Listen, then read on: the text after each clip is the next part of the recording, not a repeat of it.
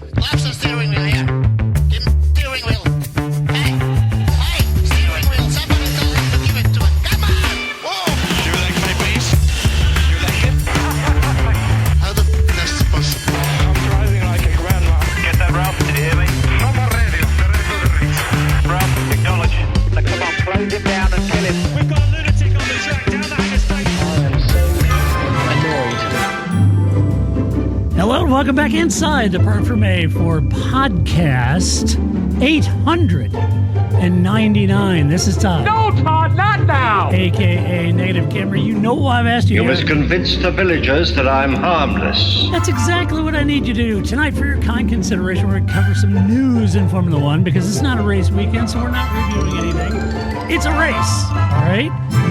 That comes in 2 weeks' time?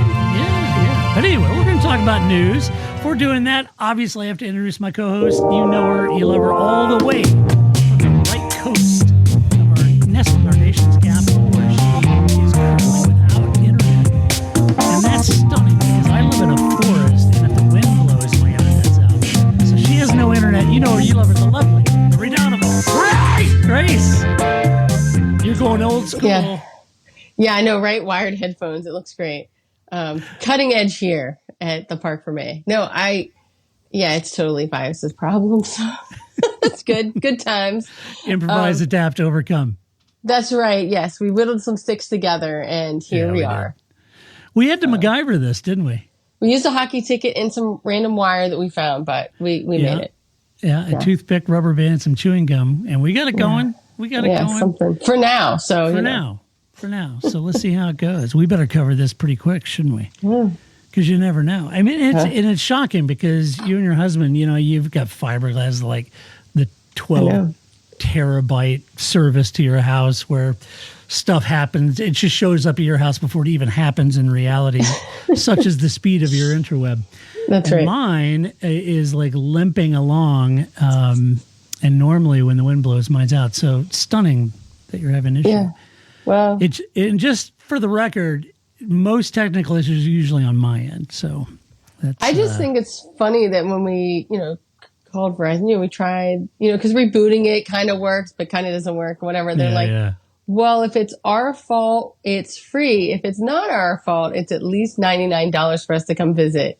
Yeah. What was I going to say? Like, what are we going to say? No, don't come. Like, I'm hostage here, right?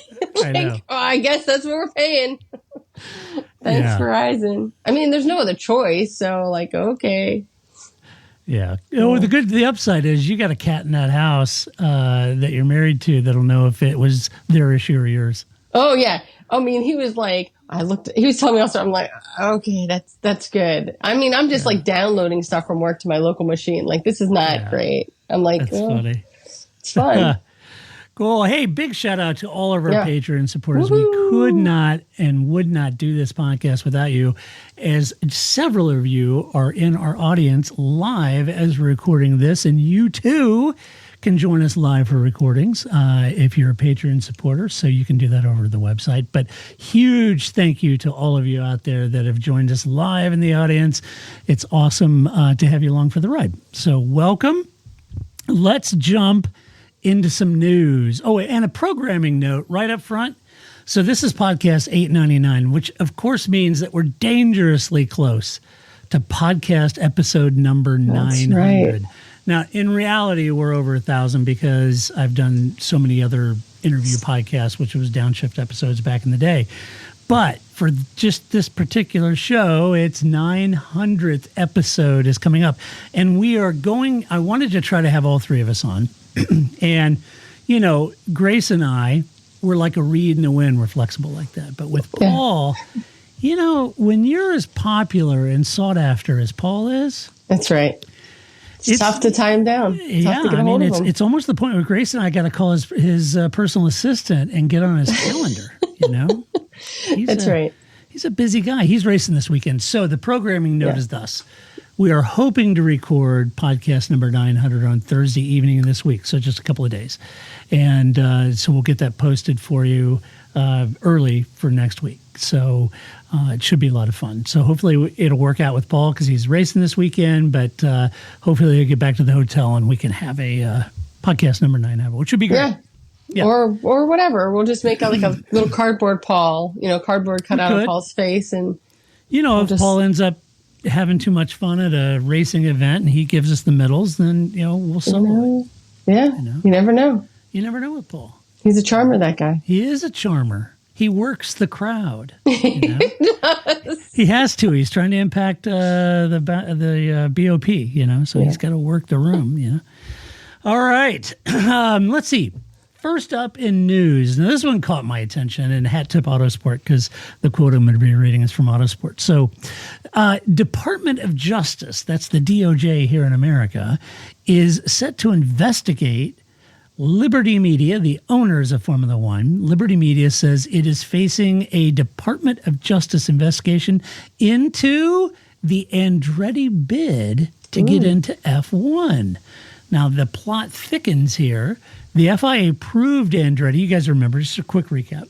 You'll remember the FIA and Eddie Everywhere came out, looked at all the applications, and they approved Andretti as an 11th team on the grid. But all of that seems stalled when Formula One management said, well, that's great, FIA, but it's got to pass our criteria. We're going to look into it, and we'll review it. And then everything seemed to stop.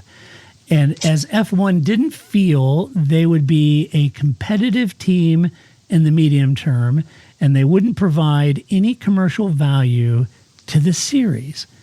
Now, this is interesting to me because the history of F1 has very little precedent of demanding such things from a new entry. And to prove that, teams like Haas, Marussia, Lotus, HRT, Force India, Stewart, F1, all these little teams would never have made it into the series if that was a criteria, right? And the difference now is that there is this equilibrium of payout dollars in the form of prize money for the top 10 teams, right? So the top 10 teams, that's how many is currently on the grid, and so everybody gets some money. And it's harmonious, and everybody's happy, and at least everybody gets money. To add 11th team, then this is starting to cut the pie in smaller pieces, and the Formula One teams and everybody wasn't that crazy about it, and certainly Formula One doesn't seem to be. So this is a quote from Greg Maffei, the head dude of F1, Stefano Domenicali's boss. And he says, quote... That's what it says on his door tag. Stefano Domenicali's boss. Head dude. Head dude. Head dude. Yeah, head dude. It's Greg Popcorn Fart Maffei. Right. I like it. Head dude. That is a quote that Greg said, not me. Okay, quote.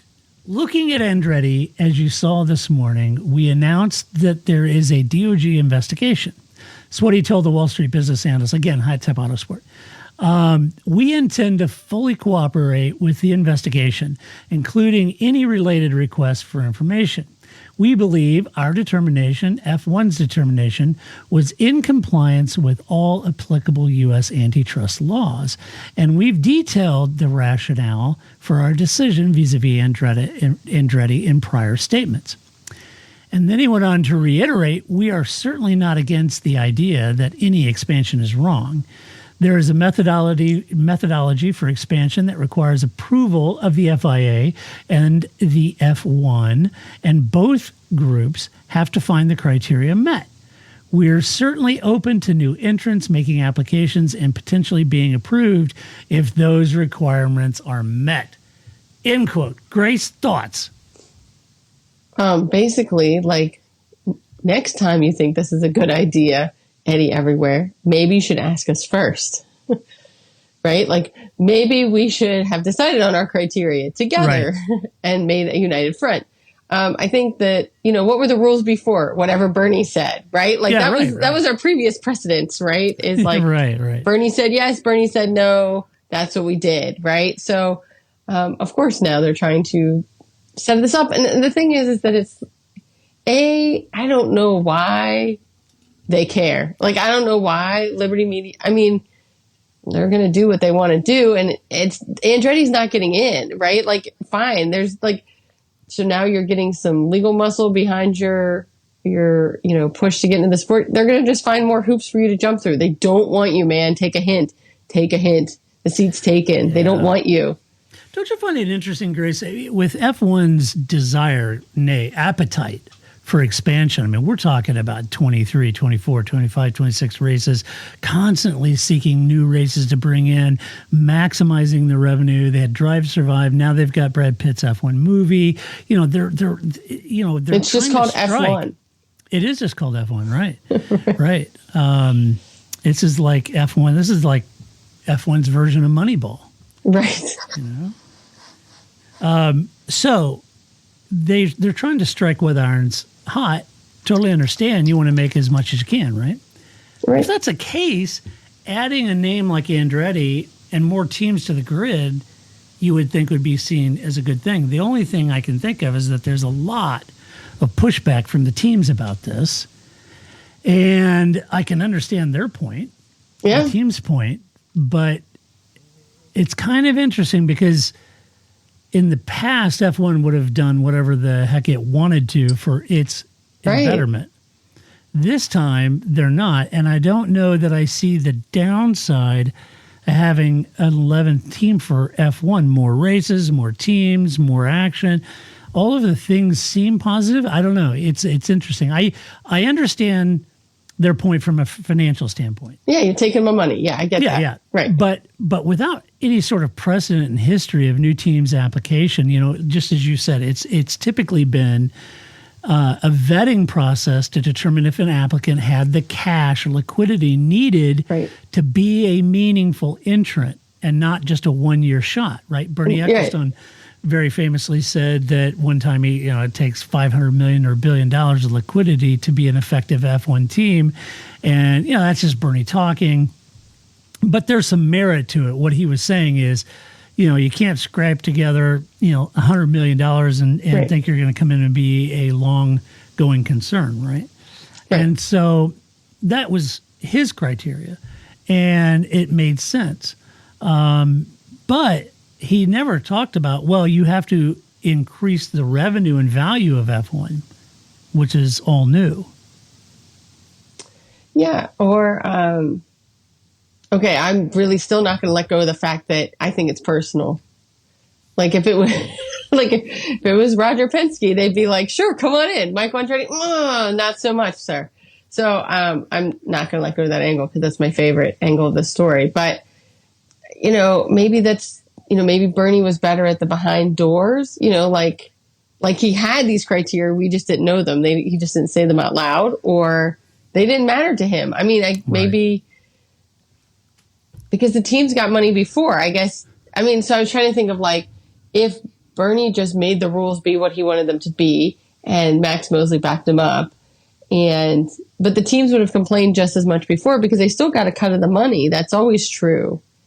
So why would it be different now? That would have also been true before too. So, they probably didn't like their bravado, and there were, and it was pretty aggressive at the beginning. Yeah, right. And you're right. It could be, they were like, that dog don't hunt. Ian and Frank brought up a couple good points in the chat for our audience.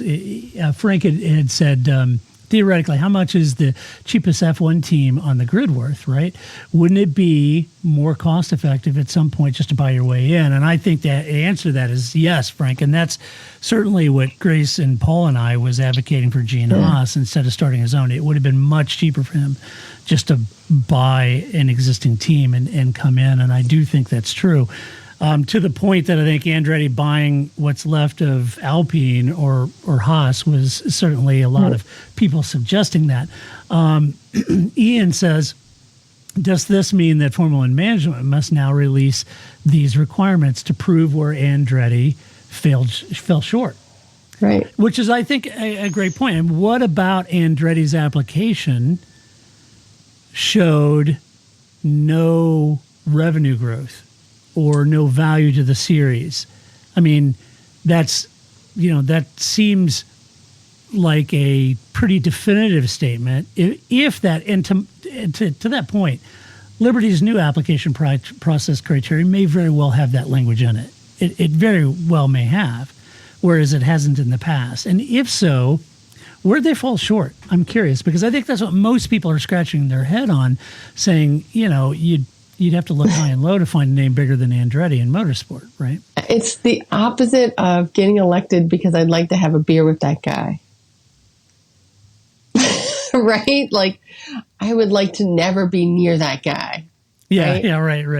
What are the criteria to prove I never want to be near that guy? His dad, we're cool with him. His son, totally fine.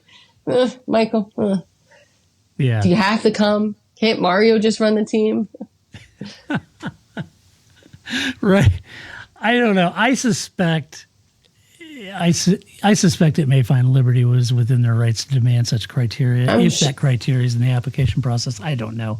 And I can tell you, I don't think F1 was happy with Eddie everywhere at all. No, I think that's to me the biggest problem was that it was like, right, we should all be together and then make a statement going forward. You just wanted to do this thing and you didn't talk to us, and that's a problem. Yeah. I mean, yeah, the F1 FIA relationship, it couldn't be radically the opposite of what it was when Bernie and Max were. Yeah. Exactly. One is just doing the other thing and not talking to the other at all. Right. And even with John Todd, right? Like there was just true. There was some line there that they all kind of like kept in their own space. So with Jean Todt, I think Formula One, kind of went through that transition and buyout with Liberty. But even then, I think it was, they kind of achieved détente with FIA in that case. Right. But now I don't think many of the teams or F1 has much use for Eddie everywhere at this point. Nope. And that seems to be, and he doesn't understand where his role is. Yeah. Well, yeah. He wants to be more like Max, but the problem is that's not where we're at now. Yeah, it's a different era, right? Yep. So, yeah, it'll be interesting to see what happens. I kind of feel like Dave is right in our audience and saying they'll settle or let them buy Alpine before that happens. And I don't know. I think that might be an option. It'd be surprising. Let's say that Andretti said, all right, fine. You don't want our application. We're just going to come in. We're going to roll up some cash with Cadillac, and we'll just come in. Rumor has it Renault's not real happy with their team. We'll just come in and buy the team. Right. Would the FIA, or more importantly, would Formula One let them do that? They'd have to let somebody do it. Yeah, but would it be Andretti? That would be interesting. That's once again, I want it to be not Andretti. That only makes it more spicy. Yeah. Right. So. Watch this space. Interesting story. Interesting indeed. And Zach Brown's got to be careful here because he's buddies with Michael and Mario. Oh, I'm sure. They're IndyCar buddies. Yeah. They've worked together for years. They've known each other for years. And McLaren has always kind of like, we like Andretti. We welcome him, Yeah, Zach's also very good at mediating those lines, right? Yeah. He knows how to, exactly. He knows how to Michael, I got to say this stuff out loud to the cameras, but, we still tight, Yeah. He knows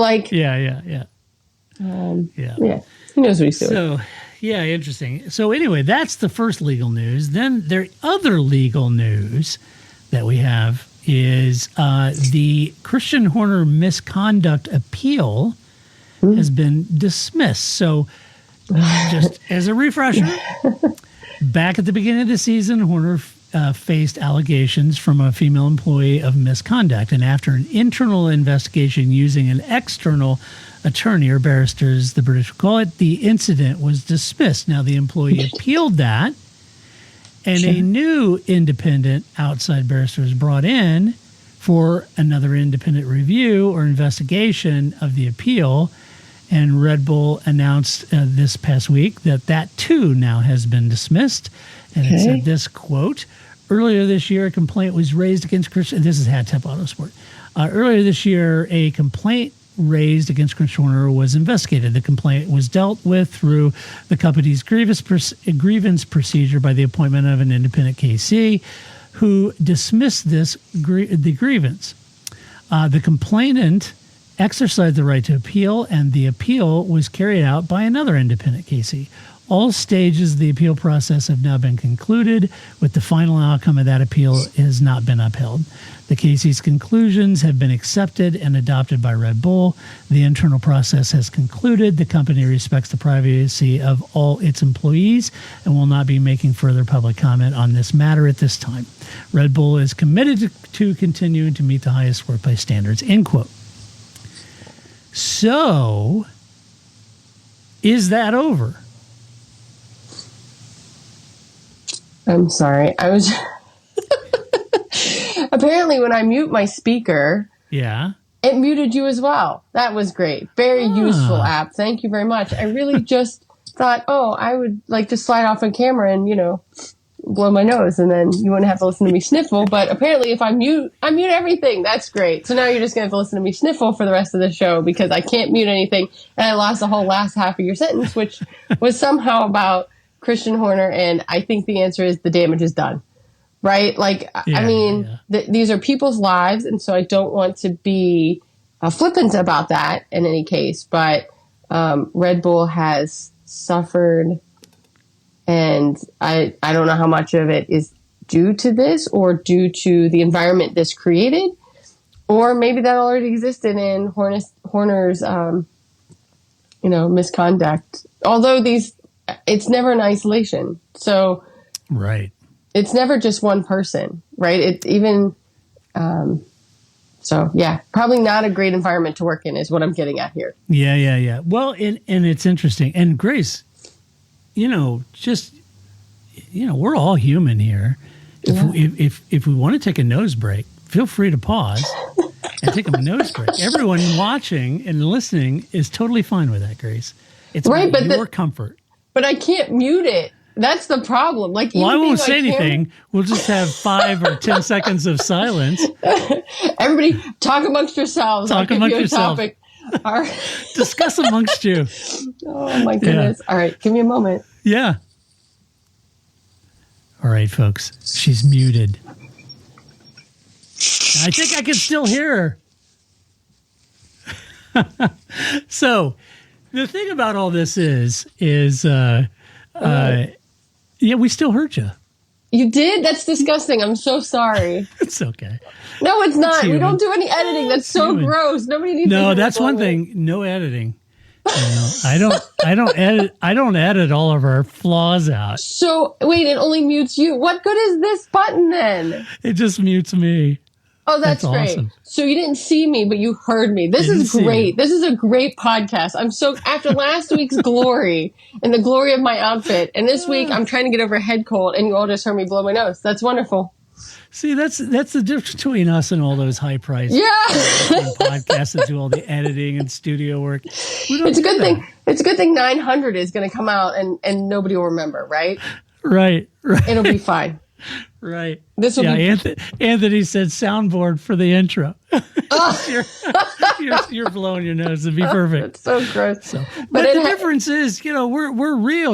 Remember, 17 years ago, we said the podcast should be like just a group of friends at a bar having a beer talking about it. I would have. And blowing your nose. That happens. I would have also excused myself and gone to a bathroom, maybe. Depends on how many beers in we were. At some point, I just thought, whatever. Yeah. If we were 3 or 4 beers in, Grace, you just grabbed the napkin and blown your nose at the table. And nobody would have thought anything about it. My sleeve. Right. I'm not very cultured, but it would be those little cocktail napkins too. That's like the worst thing to blow your nose in. You got to open them up and then fold them tactically to get. Yeah, I know. Gross. I've been there. That's not a great place to be. I know. At least in the bathroom, there's like paper towels and more toilet paper, not just the one little napkin they gave you. I've drank red wine from a Dixie cup. I've been there, Grace. Yeah, I'm classy too. I just, which that clearly demonstrated, but. It does. Well, like I was saying, though, I have no idea what happened at Red Bull, but the entire situation, and Paul and I have talked about this a little bit in Race Reviews too. The entire situation that would maybe it's just timing. I don't know.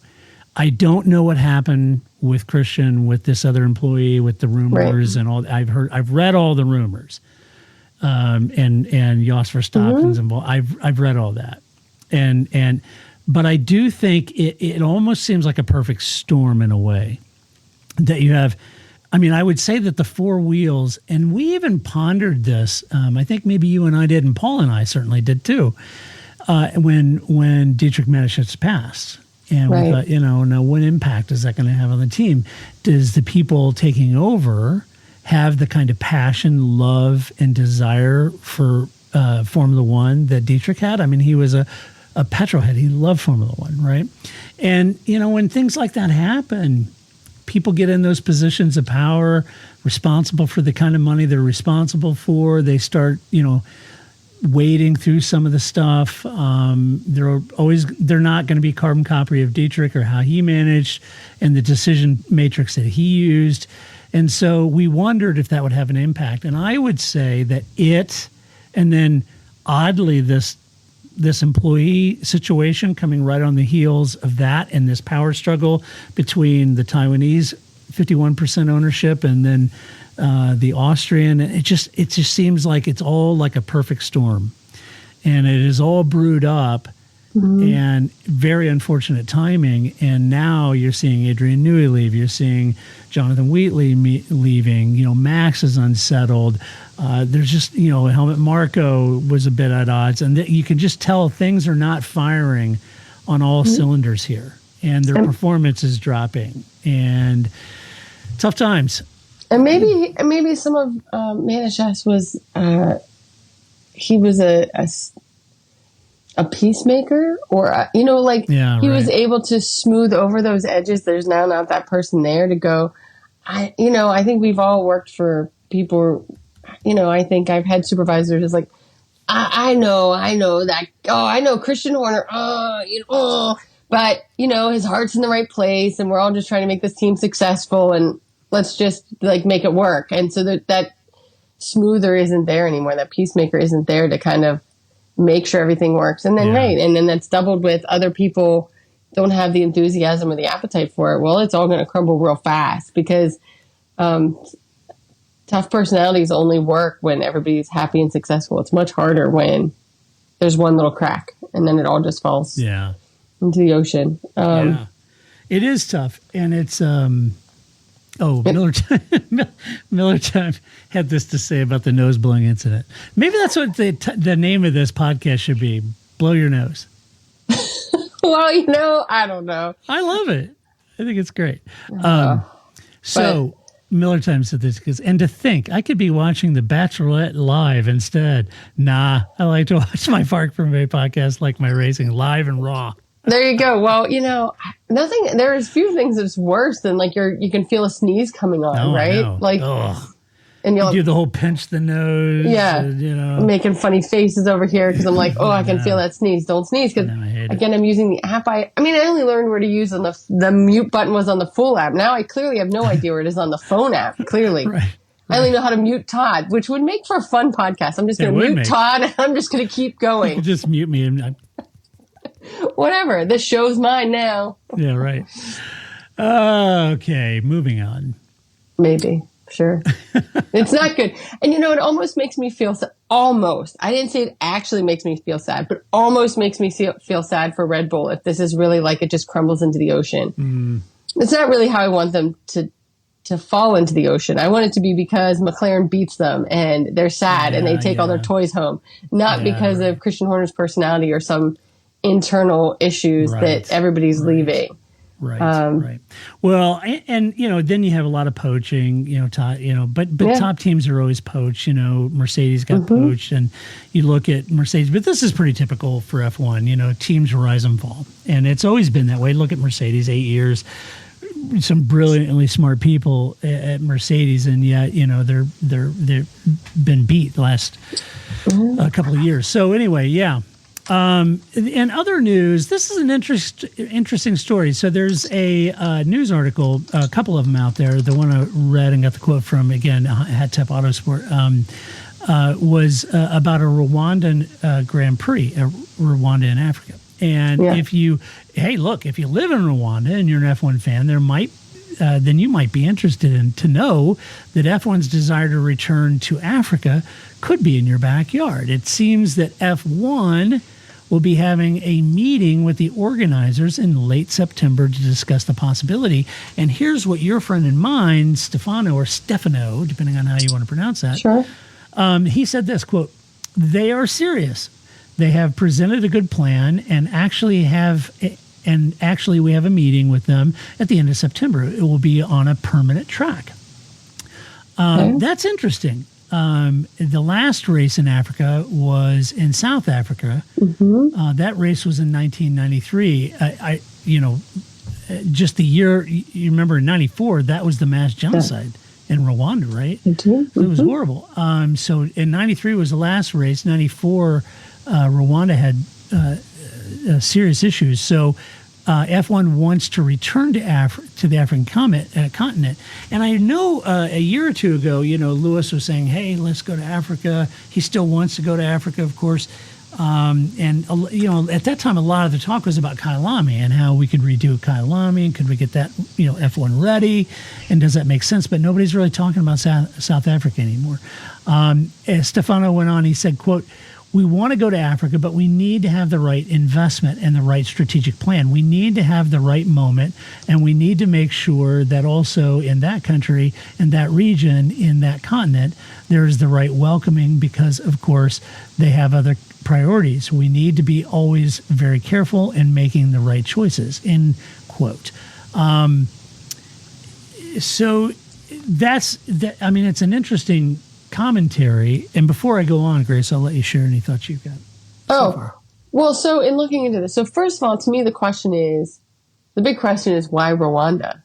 Yeah. Like, I can understand, of course, when you get in Africa, it reminds me of when Bernie started moving to the Asia Pac, right? Like, here's this untapped market of people who for sure watch Formula One, and we were able to get 3 races in the United States that people go to. Africa is someplace we've wanted to get into for a while. Why aren't we there? Right. Why Rwanda? That doesn't seem like the most stable location for your race, and especially because they're going to have to build a track. It's not like Kyalami where there's a track that would need to be refurbished. I don't know what the right word is to bring it up to F1 standards, right? Because it's not. But they are racing there. There's things happening there. Yeah. They don't have to, it's not like on, Dale Earnhardt Jr.'s, wall of vials of dirt, right? They are using that track. So you would have to do something to make it for F1-able. But if it was in Rwanda, it would have to be completely rebuilt. But why East Africa? Why not West Africa if you want to get in Africa, or North Africa? Just that, my limited knowledge of the geopolitical African continent be what it is. I don't know. Rwanda seems like a odd choice to me, given its location. However, when you sent this story, I was like, I hadn't heard this. Shocked. Don't tell anybody. I actually did some research. And so by I did some research, Flip sent me some stories. That's what I mean by I did some research. But that's also where they're going to have the FIA awards ceremony this year, is in Rwanda. The prize-giving gala. Yeah. Yes, the prize-giving gala. Yes. So I thought that was even more of an interesting nod, because to me, how often is Dominicali? He probably goes on some amount of these kind of like, we're gonna talk about some stuff kind of trips. These probably aren't out of the norm for him with countries.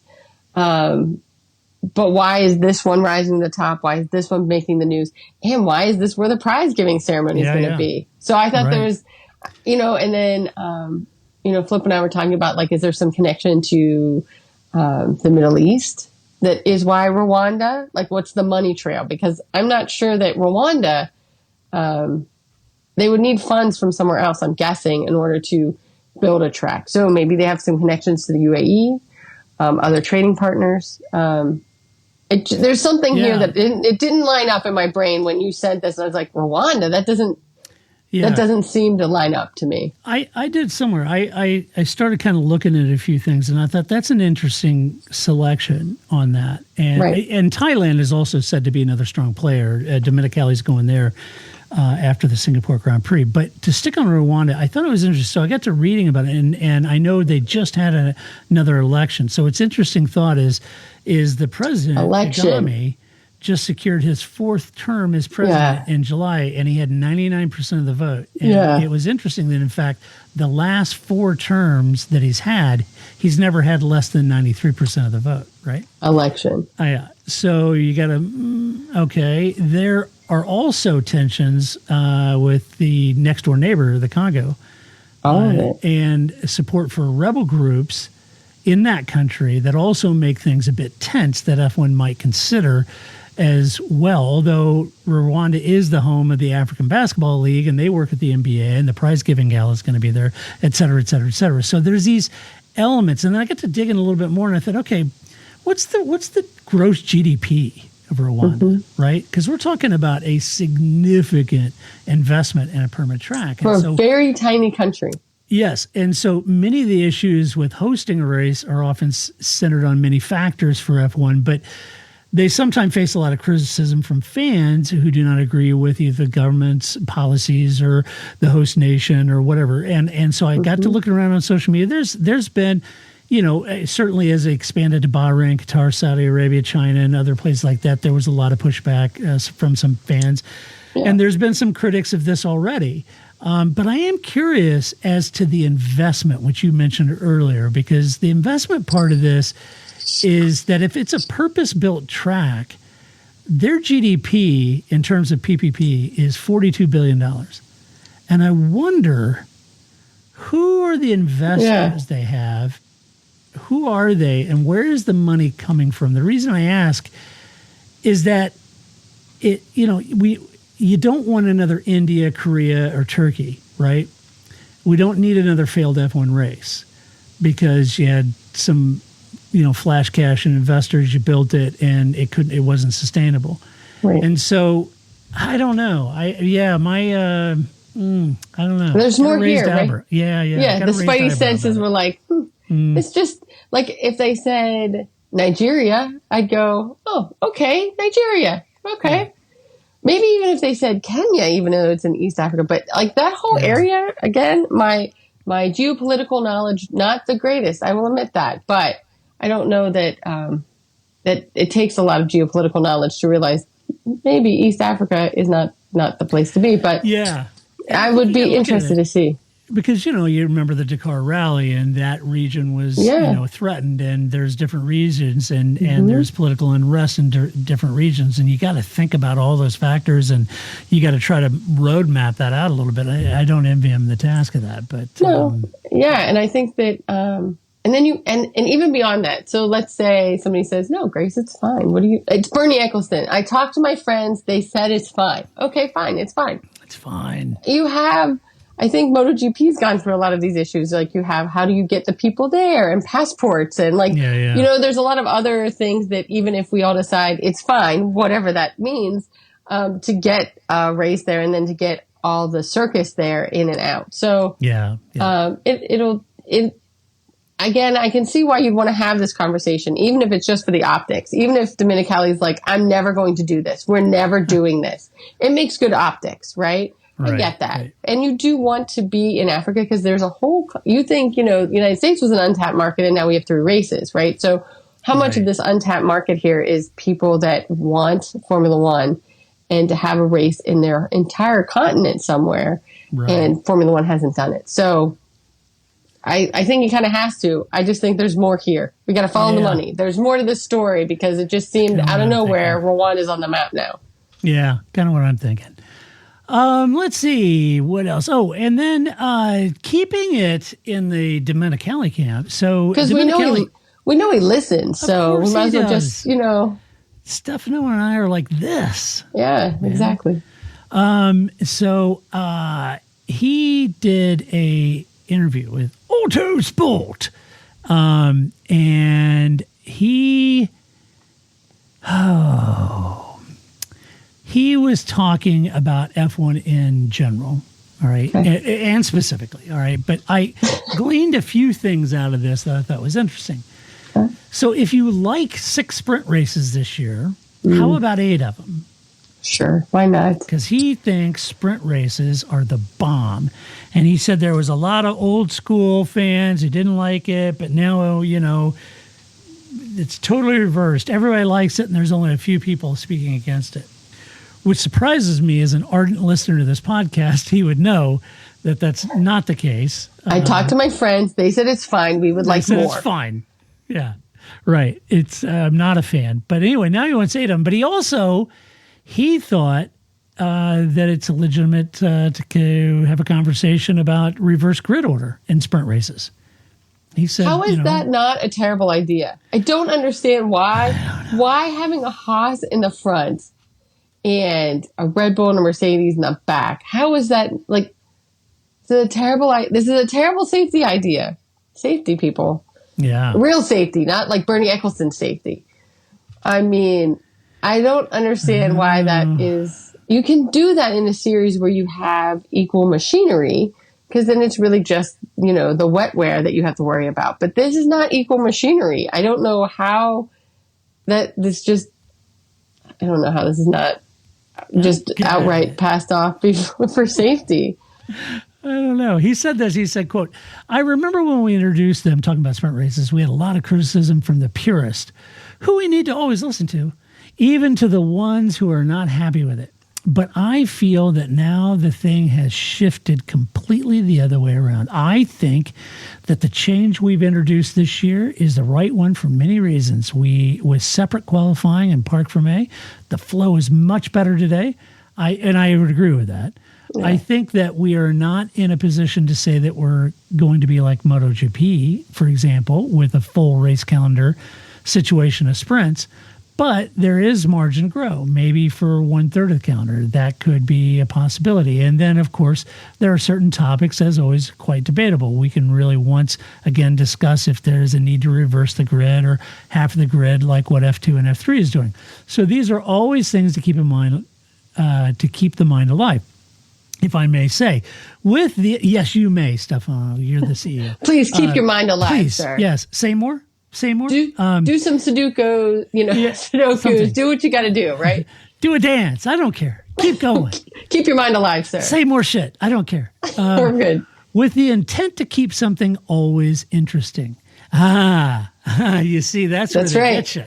So I think the thing is having now gone to a MotoGP race where you have a sprint race, and I said this from the beginning when they introduced sprint races, I think for the on-track fan, sprint races are great. It does give you something to do on Saturday, right? Every day ends with something and it's just as practice, right?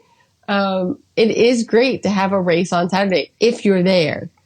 I think in MotoGP, it tends to be more interesting to have 2 races in a weekend than it is at every Formula One track. Because I think that's what makes a difference in Formula One. It does in MotoGP too. Like some tracks really fit the sprint format. Other tracks, not so much. And so I think that's where you have to be judicious with this idea. Hey, do you have any idea how much one of those MotoGP bikes costs? Like off the top of my head, I don't. Yeah. Is it 200 grand? 300 grand? 100 grand? Both of my kidneys? I'm not sure. I'm sure it's super expensive. I'm not. Oh yeah, that's for it. sure. I'm guarantee you those bikes are super expensive. Yeah. But nowhere in the same zip code as the expense of an F1 car. Oh, no. I wasn't sure what we were getting at here. Yeah, no, I agree with that. A Formula One car is still probably more expensive. That's for sure. Yeah, I think the Formula One car is infinitely more expensive. And the circus that goes around it is more expensive, right? Because, I'm thinking more sprint races. I mean, you could lose an entire front wing, nose cone, and front suspensions and be more than the cost of a MotoGP bike. Yeah, that's right. I just don't know what the total cost of it. No, if I knew don't the total either. cost, I should have done my research. If I For knew, this random thought you had, you should have known ahead of time. I know. It's terrible of me. But yeah, right? Like you could see somebody like Williams, right? They were worried about this, right? Yeah, They're worried about they this were. every year, right? Like we only have so many nose cones, Logan, so keep it together. Right, Logan. I mean this for both of you, but mostly you, Logan. Keep it Don't together, wreck right? Logan. There's only so many pieces we brought with us to flyaways. There's only so many pieces we have made from the factory. So, Logan. Not good enough, damn it. Not good enough. So I think that would be, and I know that's something that even in MotoGP, the riders were like, we're still just being paid as if it's one race. Yeah. They're not paid for 40 races. They're paid for 20 races, right? And so like, I'm the one out there taking all the risk and you're not giving me more compensation for it, so at some point, that's right.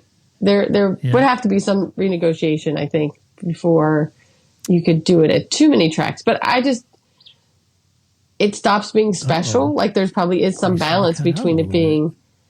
There you are. You're back. Well, you were back. All right. Now you're back. There we go. Very good. Maybe. Are you back? Am I here? Who knows? Yeah, you're here. Okay. All right. So I think at some point it might stop being special, right? Like, so there's some balance. If you're not going to do it at every track, then maybe it's just something you do in Brazil or just, something that makes that place special because it really fits there.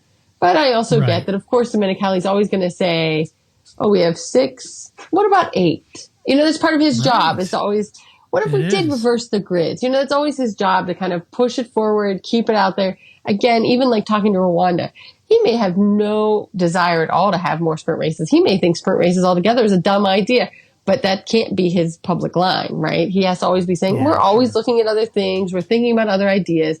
Maybe we'll put sprinklers out there. Just wait and see. Right. He's just keeping his mind alive. Let's see. He also talked about practice sessions. He said it's good entertainment for people coming already on a Friday to see cars. No, he's asking a question. I'm sorry. Oh. He said, is it good entertainment? I know there's a big difference on how I actually read this.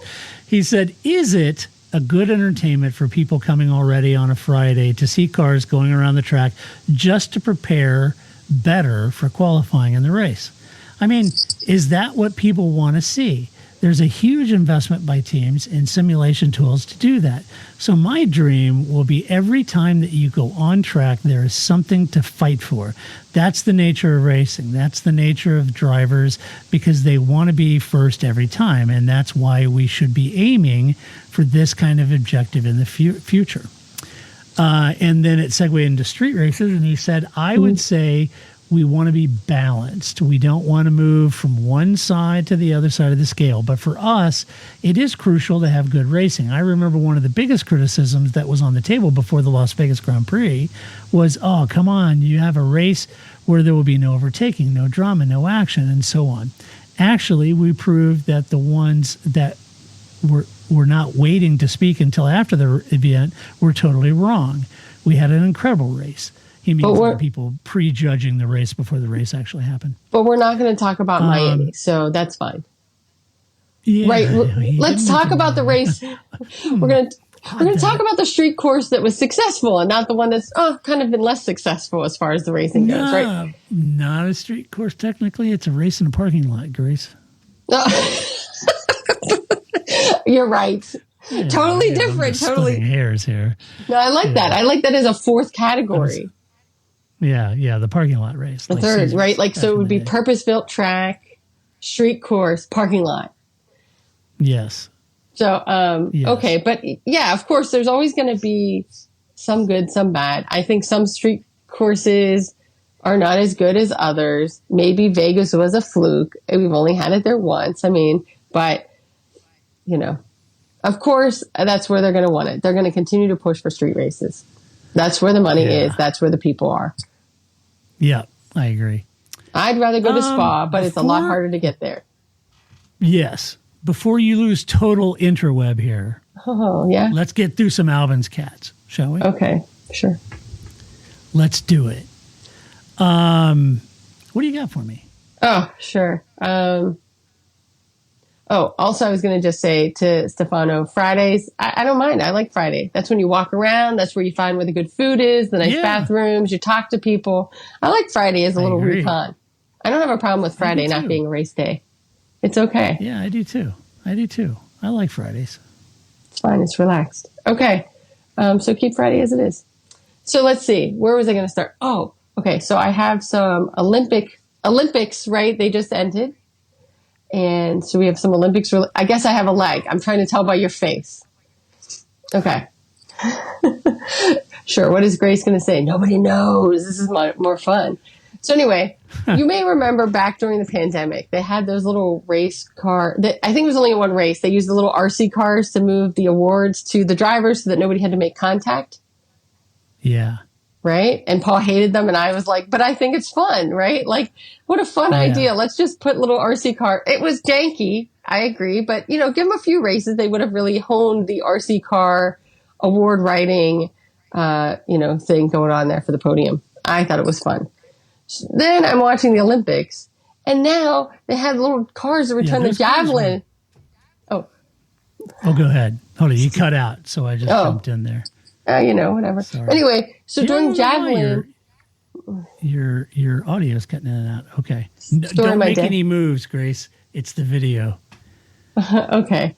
So anyway, at the Olympics, they had cars that were reminding me of those little RC cars they used to return the javelin down the course of the field so that somebody didn't have to walk the javelins from one end of the field to the other. So I just want to give a little shout out to the unsung heroes of the Olympics, which is the little javelin cars that you could see every time they ran a race. You could just see them going back and forth if you don't watch javelin, right? Yeah. Little javelin cars. Reminded me of those little RC cars. I loved it.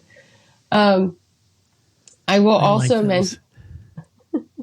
I did also want to mention that another sort of Olympics related story. Flavor Flav. I mean, I know everybody talked about Snoop Dogg, but Flavor Flav was also at the Olympics. He was a big supporter of women's American polo.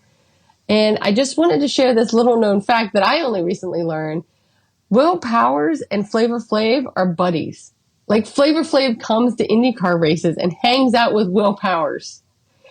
So I learned this randomly watching some IndyCar race about a month or so ago, that Will Powers and Flavor Flav are friends. It seems like the most unlikely buddy pairing ever, but apparently they were in a parade together. And Will Powers loved Flavor Flav, and Flavor Flav loves Will Powers. So they're buddies, and he goes to IndyCar races. So I think that it was unexpected. It was an unexpected non sequitur in the middle of an IndyCar race that Flavor Flav, he goes. He's there. You might see him. I had no idea. Me neither.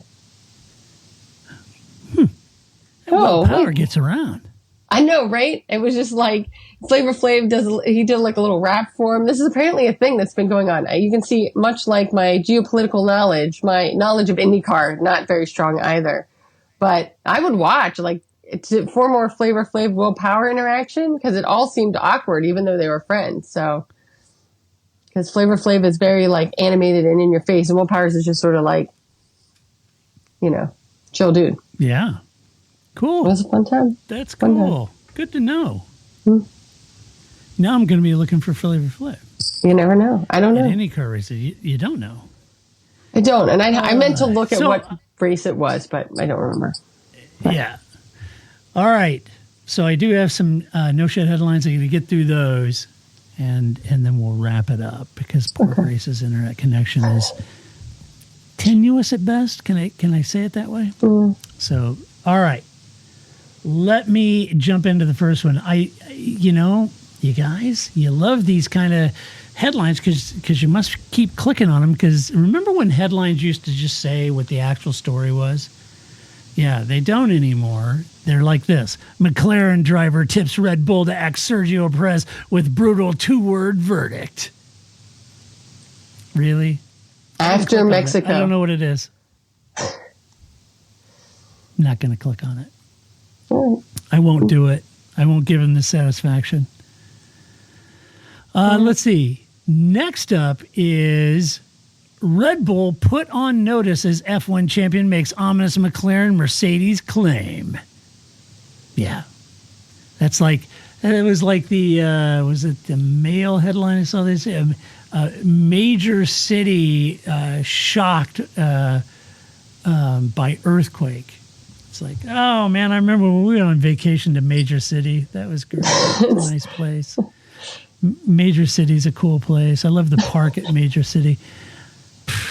But this one I thought was interesting at the very bottom. Gunther Steiner has Toto Wolff's plan to replace Lewis Hamilton at Mercedes all figured out. I bet he does. I bet he does. And I bet I could read. I could probably read all about it right here. Right here. No, I didn't buy the hardback, guys. I'm not that silly. Did you read it? Not yet. Not yet. Oh, okay. I just kind of started. I hope I can make it through it. That's kind of where I'm at right now. I hope I can make it through it. I wonder if he has an a lot audiobook. of patience for some of that crap. So we'll see. I would listen to his audiobook. That would be fun. That would be hilarious. Maybe they should have Bonato read it. Maybe I could do a podcast where we have a series of podcasts in the off season where I do select readings from Gunther Steiner's book. First of all, we all know Paul would be the funniest to do that because yeah, he would be. Why am I on this show? Why do I put up with you totally people? agree. Why are you making me do this? I know. He would be hilarious. It'd be great. I love it.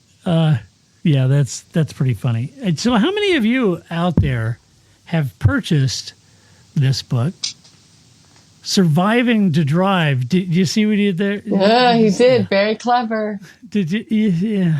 So there you go. So I just want Gunther to know. Gunther. Oh, do you know who the forward is by? Stefano Domenicali. I mean, it's, this Change is the Fridays. Stefano podcast. Yeah. There you go. So it ties I just in. want to know, on the back, it's £8.99. I don't know if you can see that. And I paid $11, $11.70. So there you go. You're welcome, Gunther. I hope it's worth my time and money. We'll have a segment in the off season for reread so you don't have to. Yeah, there you go. There you go. That would be good. Yeah. Oh, Miller Time says, I have Steve Matchett's, but not the Steiner. Okay. Yeah, The Steiner. You got it right. It's the Steiner. I actually have all of Steve's, and the very first time, so it's Steve. So Steve's a really good friend, and he's just a prince of a guy, and love him to death. And the very first time I got to meet him, I drove down to Speed's studios, and I interviewed him, and I was there during the broadcast and got to see the operation, met Lee Diffie and Hobbs and all those guys, and spent some time there with them. And then I get to do a separate interview of Steve, which was great. And then he and I went out and had lunch, and just delightful guy. And while I was there, I thought, well, I wasn't planning on all these years later still chatting with Steve off and on and sending him messages and stuff, and that we would be friends. But so, you never know that, right? And so I brought my books, and he was kind enough to sign them all. So he's a brilliant guy. Yeah, for sure. Love Steve. Yes. Thinking of you, Steve. Love you, buddy. Okay. That does it. Can I tie these two stories together? Yes, please do. I think it's hire Sergio, right? Gunther Steiner has Toto Wolff's plan to replace Lewis Hamilton. Hire Sergio, right? That's what comes off of the first story. Problem solved. 2 brutal words. Go to McLaren.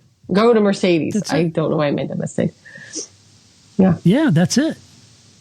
That's the Sergio right there. There you go. But after Mexico. After Mexico. Don't go before that. Yeah, if Red Bull thought they were having troubles now, you let Sergio go before the Mexican Grand Prix. Those people are going to be so mad at you. Bad idea. The Mexican fans are going to be not happy. Nope. They probably won't be cheering that much. They'll need the Javelin car with the Javelin in it. Yeah, the Javelin car. I really was excited for the Javelin car. I'm telling you. I don't want to be controversial, but I didn't watch any of the Olympics. You didn't watch any of the Olympics? Not 1 minute. Do you never watch the Olympics? 2 things about the Olympics. I loved them when I was growing up, when I was a young boy. Predominantly the Winter Olympics. I'm a big Winter Olympics guy, not a Summer Olympics guy. All right.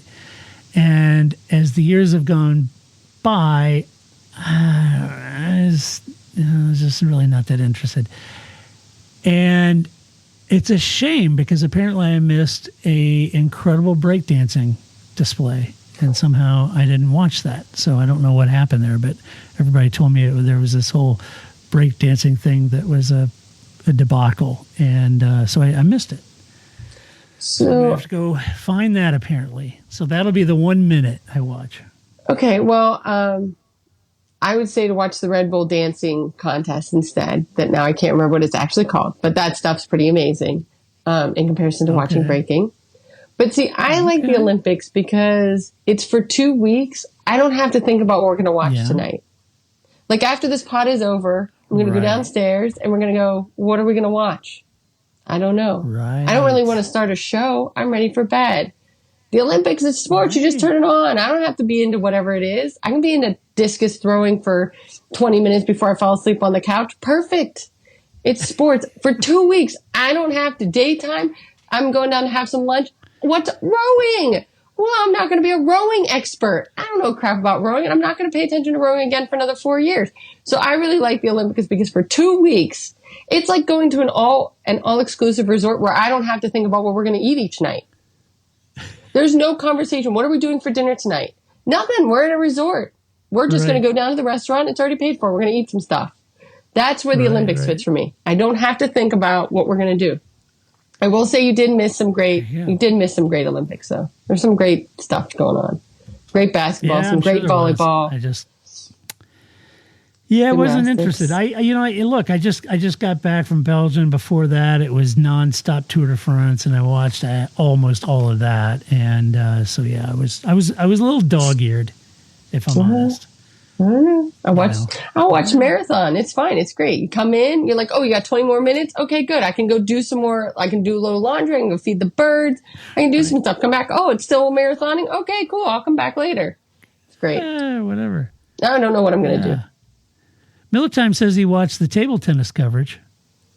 He said that was amazing. This whole pickleball in the Olympics yet? No, not yet. No pickleball. Oh, okay. All right. But it'll be in LA in 4 years, so get it together. You got to watch when it's in our country. Oh, good. Maybe my elderly neighbor will be in it. You never know. What do I know? She plays a lot. Oh, I hear she's good. I don't know. Pickleball, it's what all the kids are doing now. Is it? No, the old kids are doing. Oh, okay. All right. Is it a boomer sport? I'm not a boomer. I'm not either, but it's. I guess because it's just not as hard on your joints as tennis is. Yeah, I get that. Yeah, trust me. So it's more active. It's more like to me, it's more like big table tennis. Yeah, right. That makes sense. All right, let's wrap it up. Apologies for the issues tonight. Can't be helped. Grace is fighting through it. The lack of internet is always tough. And yet, like the champ she is, she fought through it. And I appreciate it. Oh, and she disappeared. Okay. She's done, folks. She's out of here. Anyway, all right. Well, that does it for tonight's podcast. Hey, super, super grateful for your support and all of our Patreon supporters. Really appreciate your support. We could not and would not do this podcast without you. And really, really do appreciate it. If you like the podcast, go to your favorite player. Give us a good review. As always, we appreciate that as well. Share it with a friend. And we'll be back hopefully this Thursday with internet. I hope so. Thanks, Ian. Thanks, Dave, Melton, everybody that showed up. Stephen, appreciate everybody in the audience. This Thursday evening around the same time-ish, the link is in the Patreon post, and it's the same link. It doesn't change, so you can always click on that and join us in the audience. As it's a great fun to have you guys here and get your comments where we're going. So until next time, which should be just a few days away for podcast number 900, this is Todd, a.k.a. Negative Camera, saying so long. That's it, man. Game over, man. It's game over. I don't feel I've got to prove at all. I don't really want to prove anything. I started as an amateur with no idea or no intention of becoming world champion. I was curious to find out to drive a car fast, to drive on a certain circuit, to drive a certain type of car.